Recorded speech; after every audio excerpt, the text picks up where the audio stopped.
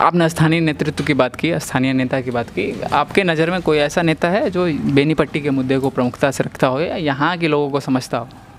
हम अभी बताए हुए थे, जरेल के रणधीर झा जी हैं। अच्छा, हम लोगों ने निर्दलीय के तौर पर उन्हीं को चुना है और बखूबी अभी कहाँ चुना है? अभी चुनना बाकी है। हम अपने दिल से भी चुने हैं। हम अपनी व्यक्तिगत बात कर रहे हैं। विधानसभा तो चुनेगी जब उसकी समय आएगी।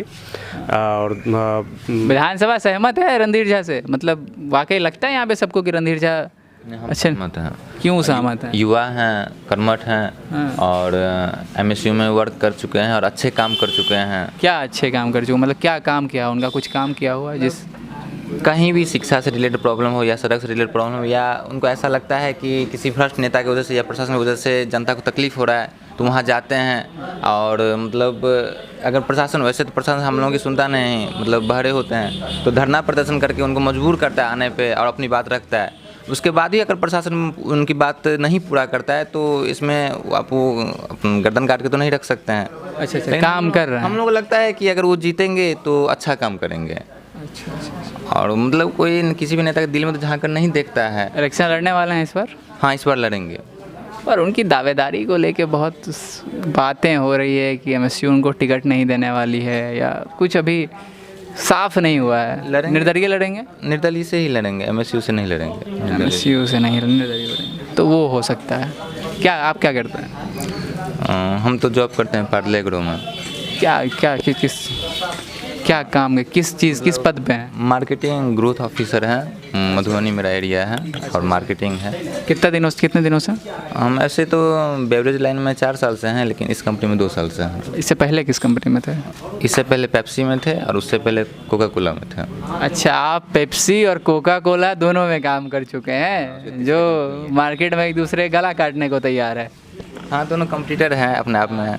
तो लॉकडाउन से पहले से आप हैं जॉब में और इस क्षेत्र में हैं। लॉकडाउन आने के बाद कितना फ़र्क पड़ा है व्यापार में?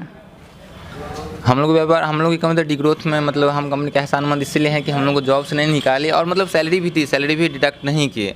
और बात रही डिग्रोथ की, तो बहुत ही डिग्रोथ में कंपनी गई है। कितना अगर ऐसे पर्टिकुलर स्पेसिफिकली पूछा जाए तो क्या स्थिति है? हम लोग की तो सीजनली बिजनेस रहता है, तो जैसे कि सीज़न में, मतलब जैसे कि हम लोग का पीक सीज़न अप्रैल मई जून में होता है, तो उसमें हम लोग मधुबनी से मान लीजिए 30 लाख का बिजनेस होता है, तो इस बार 10 लाख का भी नहीं हुआ।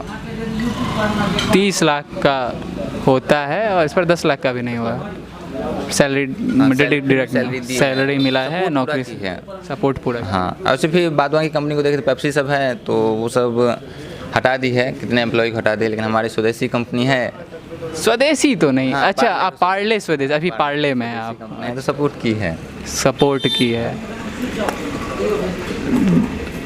दिल्ली के स्तर पे, पटना के स्तर पे बड़ी बड़ी योजनाएं बनती हैं, हज़ारों करोड़ रुपए आता है पिछले 5 साल में। और देखिए, जनता की तरह बताइएगा, नेता की तरह बात कीजिएगा तो फिर सवाल बदल जाएंगे। फर्स्ट ऑफ ऑल हम ये आपको ये कहना चाहेंगे कुछ योजना, कुछ क्या आप किसी पार्टी से जुड़े हुए हैं? वैसे तो हम पॉलिटिक्स में तो इंटरेस्ट रखते नहीं, तो इसलिए आपको हम डीपली ओपिनियन दे नहीं सकते। डीपली नहीं, हम डीपली चाहिए भी नहीं। हम कह रहे हैं सरकार का कोई योजना जिससे आपको व्यक्तिगत तौर पे या पारिवारिक तौर पे या सामाजिक तौर पे सुधार महसूस हुआ हो, फ़ायदा पहुंचा हो।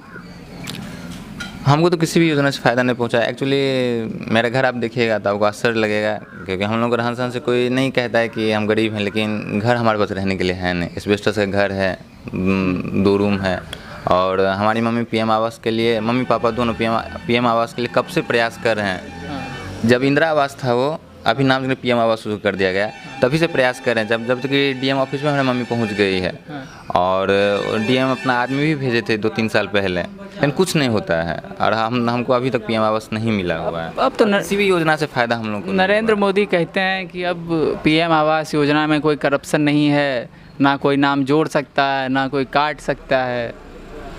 तो क्या आपने अप्लाई, अब कितने दिन पहले अप्लाई करा था अपना?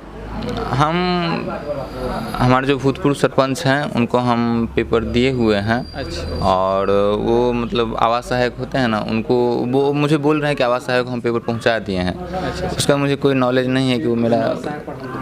हाँ, क्या बोलेंगे आप? हाँ, अभी अभी कुछ दिन पहले आधार सीडिंग का कार्यक्रम चला हुआ था। क्या, कौन सा कार्यक्रम? आधार सीडिंग, इसमें क्या होता है, लोगों का नाम आता है। हमारे पंचायत में 1101 आदमी का नाम आया। अच्छा। उसमें इसलिए पीएम आवास के लिए? पीएम आवास के लिए। हाँ। उसमें होता क्या है, आधार सीडिंग करना होता है। तो आधार सीडिंग के लिए आवास सहायक आया मेरे पंचायत में। इसमें मैं मुखिया जी को शुक्रिया करूँगा, जो मुखिया जी ने पुरजोर विरोध किया। जो एक व्यक्ति से 1000 रुपया, 2000 रुपया, 1500 रुपया लेता था, मात्र सिर्फ क्या, तो आधार कार्ड लेकर उसमें उसको जोड़ना है। अच्छा। और जिसमें लाभुक को आगे जाके लिस्ट में नाम आएगा। आधार सहायक ये मतलब हर जगह से लिया जाता है? मैं हर जगह का बात नहीं कर रहा हूँ, मैं अपने पंचायत का बात कर रहा हूँ। उसमें 1000, 1200, 1500 लिया गया, लेकिन हमारे मुखिया जी बहुत पुरजोर विरोध किए, जिसके कारण मुखिया जी को बहुत ज़्यादा बेइज्जती सहनी पड़ी। ब्लॉक पर वो ऐसा दबंग, बदियल, बदमाश आदमी है जो कि मुखिया जी को घेर लिया। और मुखिया जी को इतना ही नहीं, अच्छा, वो अगले प्रोग्राम में भी लग गया। लेकिन मुखिया जी अपनी सतर्कता बरती और बुधियारी से वीडियो से मिले और जैसे तैसे करके उन पर कंप्लेंट कराई। जबकि डीडीसी उनको 3 पंचायत का प्रभार दिए थे, डीडीसी तीनों पंचायत से उनको निकाल दिया। अभी पीएम आवास मिला यहाँ गांव के लोगों को? अभी तक तो थोड़ा बहुत मिला है। और उस 1101 आदमी में आधार सीडिंग का कार्यक्रम लगभग समाप्त हो चुका है। समाप्त हो चुका है। अब लिस्ट नहीं अच्छा आया अच्छा। है।